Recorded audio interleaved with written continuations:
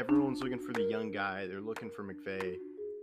I think take a shot out Todd Bowles, get him a second shot at head coach, and see if he can do it. I don't think they will. If they don't have Anthony Davis, I'm saying it right now. If Anthony Davis is out for the playoffs, they don't make it out of the first round. It's crazy. And our kids will know how great Tom Brady is because he's going to be playing. Yes, it is 15.0%. That's what the Yankees brought Garrett Cole to do. He was a 6th-round pick.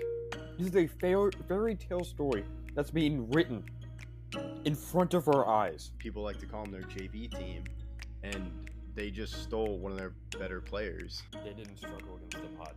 The Padres didn't really put up a fight in most of the games. Jerry Jones, hope you're listening. Hi, I'm Landon Bowe, and you're listening to Outsiders Opinions with Kevin and Austin.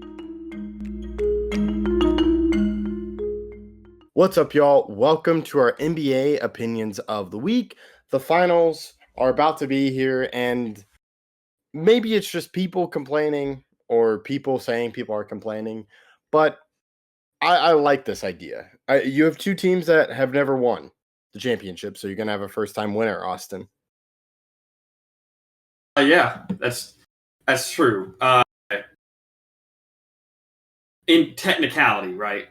Because the Supersonics won in '79, so it's not true. It's OKC has not won one, but their organization has. If that makes any sense. Yes, that's a great point. And the Pacers just haven't won. You and I were wrong on the Timberwolves. We thought the Timberwolves were going to pull through. The Thunder did. And now I'm not surprised the Thunder made it. I am surprised the Pacers made it to the NBA Finals. Just kind of from the start, if you're like, hey, Thunder make it to the finals. Okay, cool. Then you say the Pacers, I would have been shocked. Yeah, but should we be? I don't think we should. I am. I admit I am. But I don't think we should be. I firmly believe that we are in a situation now with the Pacers that went to the Eastern Conference Finals last year and now to the finals, that we should not be surprised when this team does what it does. And I am impressed, obviously, by how they run offense. They run offense in a different way that really any team in the league does. They run their actions so quickly, and they move out and transition really fast. And I've been very impressed with how they control the tempo of the game. But I do wonder how the team is going to perform against the Thunder defense that has been extremely dominant during the postseason. But there's two things I want to go into before the series, or three things, I guess. First is just talking about how good this run has been from the Pacers. If they were to beat the Thunder, people would have to talk about one of the best runs of all time. And I think it would have an argument to be over either the sixth-seeded Rockets in '95 or the Mavs in 2011 for being the most impressive run if they had gone through Boston. If they had gone through a healthy Boston team in the conference final and then beat the Thunder, I think there's a serious argument in that respect. But when it comes to what the run they did go, I think because they went against the Knicks instead, it's not as good of a run. But I think there needs to be a serious conversation about Rick Carlisle as a Hall of Fame level coach if they win this series. Would you agree? Yes, I agree. Because if they had gone through Boston, I am biased with 2011 Mavs, but they did go through the Bucks. There were and then a one seed, the best, a one seed, and then they were gone through the Thunder. The two of the best records in the NBA, the two best records in the NBA, the previous Finals champion, and then a Bucks team that still has Giannis. So, I mean, that's as good as anybody's. There would be an argument, but I'm more. This run reminds me a lot of the 2011 Mavs. I really think it does, because this Thunder team has a ton of all-stars, a lot of talent, and they're supposed to win. They're heavy favorites, and it's a Rick Carlisle coach team with an underrated star. So I do think this is very reminiscent of those 2011 Mavs. Yeah, it's really, I do think you kind of have to give credit to Rick Carlisle, because I do think there was some speculation about what could he do in playoffs because he didn't win his first playoff series. Well, I guess that was last year when he finally won his first playoff series since 2011. Yeah, with the Pacers. Yeah. Or just kind of in general, yeah. When the Pacers won, he finally got over that hump. They did make it to the Eastern Conference Finals. And that's where I'm like, okay, they were just in the Eastern Conference Finals last year, but that was kind of with a put-together team with Pascal Siakam, who we were kind of critical of that trade, or I was, where it was like, are they sure you want to do this? But it seems to work. You've been to the Eastern Conference Finals twice with Pascal Siakam. You have Miles Turner.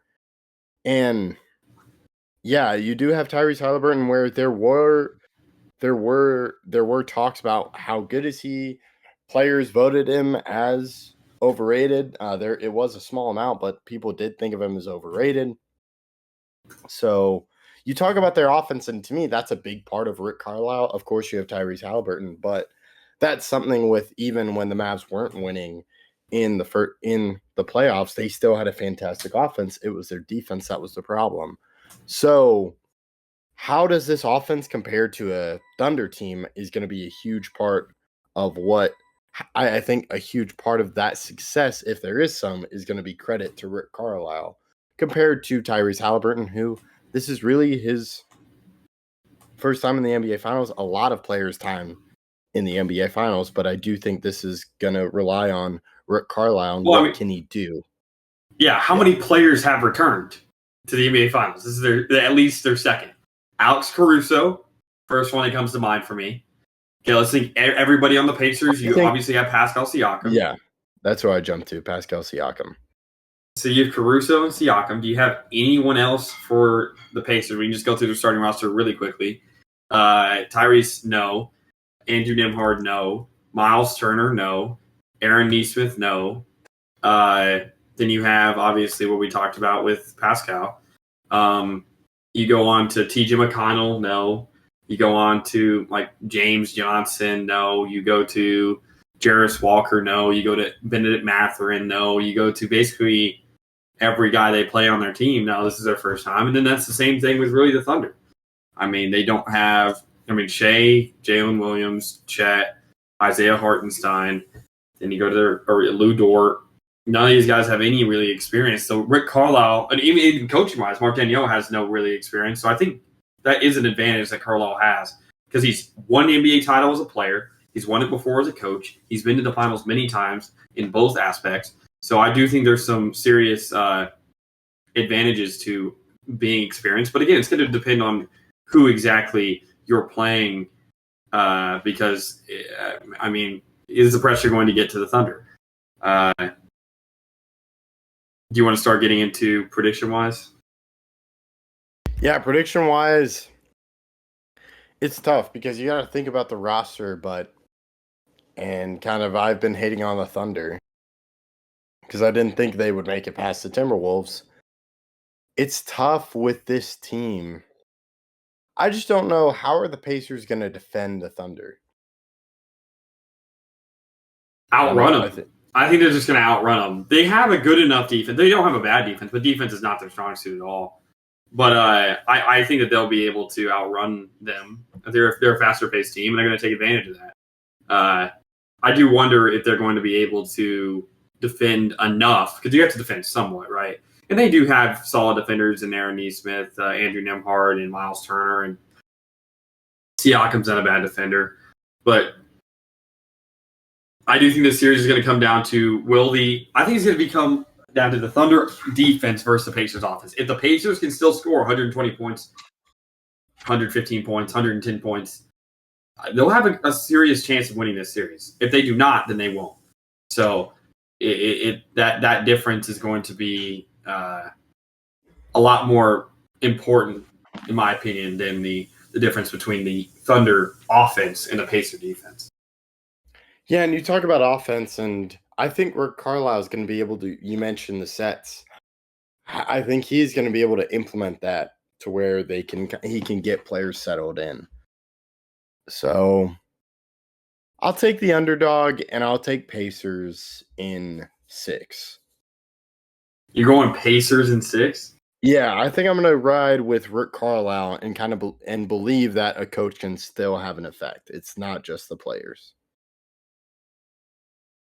That's all. I've been going back and forth in my mind, and I think I'm probably rooting for the Pacers. However, I don't necessarily know whether or not I'm going to be picking them to win. Who would you go with your Finals MVP before I go my pick? Finals MVP, I'll go Miles Turner because I do think the Pacers stopping Chet and kind of having a force down low will turn the tide if they are to win. Because to me, that's the big factor is Chet, and because Shea's going to get his points, it's the other players around and just how can they deal with Miles Turner, Pascal Siakam down low. From the Thunder perspective, I think Miles Turner makes some key plays. Okay. I think I'll follow. We usually, when we go with the same team, that we usually jinx them.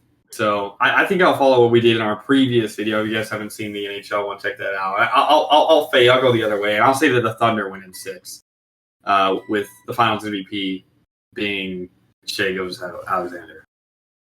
Yeah, and we'll have to see what happens. I'm interested to see just how that goes, and that also goes to your prediction of just who wins the most championships in the 2020s. I do really. That was going to be the third thing that I brought up, but yeah. I didn't know if I wanted to bring it up afterwards, after they won or whatever. But I said back when this channel first started in 2020, when it first started, that the team with the most championships in the 2020s would be the Oklahoma City Thunder, and no team in the 2020s has won more than once. You have obviously the Lakers in 2020, the Bucks in 21, the Warriors in 22, the Nuggets in 23, and the Celtics in 24. So the Thunder will be tied for the most, at least if they win this year, or the Pacers, depending on who wins. But I feel confident in my prediction coming true. So we'll see if that how that progresses as we go forward. Yeah, make sure you're following along. Hit that subscribe button, hit the like button. We appreciate you listening to Outsiders Opinions.